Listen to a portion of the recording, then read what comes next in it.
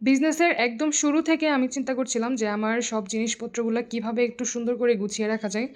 আর আমি যেটাই চিন্তা করি সবকিছুর জন্য আমি একটু টাইম নেই যেন সবচেয়ে বেস্ট সলিউশনটা এবং রিজনেবল প্রাইসে আমি বের করতে পারি। তো সেই উদ্দেশ্যেই একটু টাইম নিয়ে তারপর এখন এগুলা গুছগাছ করার সময়।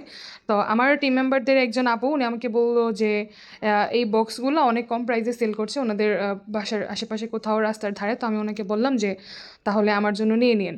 তো উনি ৩০ পিস মনে হয় ৩০ পিস উনি কিনে নেয়। তো আমার এখানে মাত্র ৬ থেকে ৭ পিস নিয়ে আসে। বাকিগুলো সব আমাদের প্রোডাকশন হাউসেই থেকে যায়। তো এখানে আসলে আমার স্টকের খুবই কম জিনিস। মেক্সিমাম জিনিস তো আমাদের ওইখানেই থাকে। ওইখানেই রাখা হয়। ওইখান থেকেই সবকিছু নিয়ে কাজ করা হয়। তারপরেও আমি আমার ঘরটাকে গুছানোর জন্য একটু আম পরিপাটি দেখানোর জন্য হলেও আমার এই বক্সগুলো খুবই জরুরি ছিল। তো এগুলো আজকে গুছাচ্ছি এবং আপনাদের সাথে শেয়ার করছি। আর এই কাঁকড়াগুলা তো আমি আপনাদেরকে আগেও শো করেছি। এগুলো কিন্তু সেলের জন্য না। এই বক্সের ছবি পোস্ট করার পর থেকে অনেকে আমাকে জিজ্ঞেস করছেন যে আমি এই বক্স কোথা থেকে নিয়েছি। আসলে এটা কোন জায়গা থেকে নিয়েছি বা কত করে এগুলা বলেই বা কী লাভ? কারণ এগুলো তো আমি সেল করি না বা আপনারাও অন্য কোনো জায়গায় কীভাবে পাবেন আমার আইডিয়া নেই।